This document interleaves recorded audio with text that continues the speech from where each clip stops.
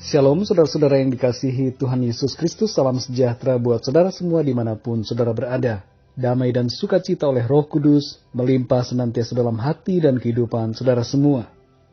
Ayat renungan hari ini terdapat di dalam Kolose 1 ayat 16. Tertulis demikian, karena di dalam Dialah telah diciptakan segala sesuatu yang ada di sorga dan yang ada di bumi, yang kelihatan dan yang tidak kelihatan, baik singgasana maupun kerajaan, baik pemerintah maupun penguasa.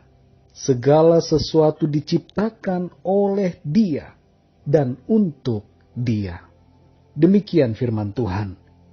Saudara yang dikasihi Tuhan, ada seorang wanita muda menangis karena pacarnya pergi meninggalkannya. Setiap hari ia lalui dengan menangis dan larut dalam kesedihan, kepahitan, dan kemarahan. Ia merasa tidak lagi punya tujuan hidup karena pacarnya sudah tidak lagi bersamanya. Mari renungkan saudara, sudah benarkah apa yang ia lakukan? Haruskah ia terus terpuruk dan menangis? Kalau ada di antara saudara yang keadaannya seperti wanita ini, mari bangun saudara. Bangun. Sesempit itukah tujuan hidup saudara? Mengapa saudara begitu tergantung kepada seseorang? Dengarkan ini baik-baik saudara. Tuhan punya rencana yang jauh lebih besar dan jauh lebih mulia buat saudara. Mari kita semua ambil waktu sejenak untuk menjawab pertanyaan ini. Apa yang membuat kita bangun di pagi hari? Apa yang menjadi motivasi kita dalam melakukan segala sesuatu yang kita lakukan setiap hari? Apa yang menjadi tujuan hidup kita di dunia ini? Segala sesuatu di dunia ini ada tujuannya. Tuhan menciptakan kita semua dengan tujuannya masing-masing. Terpuruk dan menangis terus-menerus, larut dalam kesedihan karena masalah, bukanlah tujuan Tuhan untuk kita. Kita diciptakan Tuhan untuk suatu maksud dan tujuan yang indah. Kita adalah pemenang-pemenang, saudara.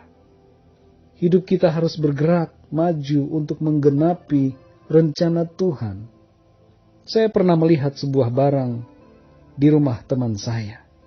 Barang itu unik dan saya tidak tahu apa itu.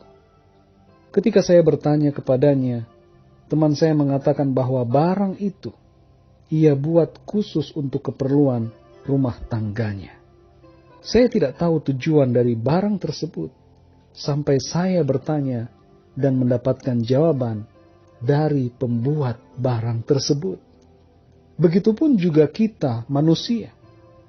Kita tidak akan pernah tahu apa tujuan hidup kita kecuali kita bertanya kepada pencipta kita. Dalam Kolose 1 ayat 16 dikatakan bahwa segala sesuatu diciptakan oleh Dia dan untuk Dia. Mari kita perhatikan ayat ini saudara. Segala sesuatu diciptakan oleh Dia dan untuk Dia. Siapakah Dia yang dimaksud di sini? Yaitu Tuhan Yesus Kristus, yang telah ada sebelum segala sesuatu ada, yang awal dan yang akhir, pencipta segala sesuatu. Saya dan saudara diciptakan oleh Tuhan dan untuk Tuhan. Dalam Yesaya 43 ayat 7 tertulis, semua orang yang disebutkan dengan namaku, yang kuciptakan untuk kemuliaanku, yang kubentuk dan yang juga kujadikan. Jadi kita semua manusia diciptakan untuk kemuliaan Tuhan. Saudara yang dikasihi Tuhan, setiap hari ketika kita melakukan segala aktivitas kita, lakukanlah semua itu untuk kemuliaan Tuhan. Jangan biarkan kehidupan kita terperangkap oleh seseorang, oleh keadaan, ataupun masalah yang mengaburkan kita dari tujuan hidup kita yang mulia. Apabila kita memahami bahwa kita hidup untuk memuliakan Tuhan, maka kita akan menuruti apa yang menjadi kehendak firman Tuhan. Kita akan terus berjalan dalam semangat dan sukacita karena Tuhan. Kita tidak akan lagi terbelenggu oleh apapun juga di dunia ini. Kita akan hidup dalam kasih, dalam iman dan pengharapan. Saudara yang dikasihi Tuhan, segala sesuatu yang terjadi hanyalah pernak-pernik kehidupan yang membuat kita lebih teguh dalam mengerjakan tujuan dan rencana Tuhan dalam hidup kita. Mari sadari saudara, bahwa kita hidup untuk memuliakan Tuhan. Karena itu layanilah Tuhan dalam segala keberadaan kita. Dan lakukanlah segala sesuatu seperti untuk Tuhan dan bukan untuk manusia. Mari kita berdoa. Bapa kami di dalam surga, Bapa di dalam nama Tuhan Yesus Kristus, terima kasih kami mengucap syukur untuk firman-Mu.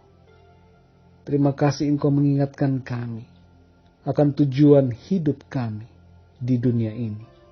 Kalau Engkau masih mengizinkan kami ada dan hidup di dunia ini, maka Engkau bermaksud agar kami hidup memuliakan nama-Mu ya Tuhan. Tolong kami ya Tuhan, pimpinlah hidup kami terus, kuatkan kami, supaya kami selalu berjalan dalam kehendak firman-Mu, supaya kami selalu bersemangat dan bersuka cita, menyadari bahwa hidup kami diciptakan oleh Engkau dan untuk Engkau. Kami diciptakan untuk kemuliaan-Mu ya Tuhan. Oleh karena itu, saat ini kami mau berkomitmen hidup untuk kemuliaan-Mu, hidup melayani-Mu. Segala sesuatu yang kami lakukan, kami mau lakukan sungguh-sungguh, seperti untuk Tuhan dan bukan untuk manusia. Sebab Engkaulah yang kami layani dalam segala aktivitas kami. Terima kasih Tuhan, pimpinlah hidup kami terus, sampai selamanya. Dalam nama Tuhan Yesus Kristus, kami berdoa dan mengucap syukur. Haleluya. Amin. Puji Tuhan, saudara yang dikasihi Tuhan, saya percaya firman Tuhan menjadi berkat dan kekuatan buat saudara semua.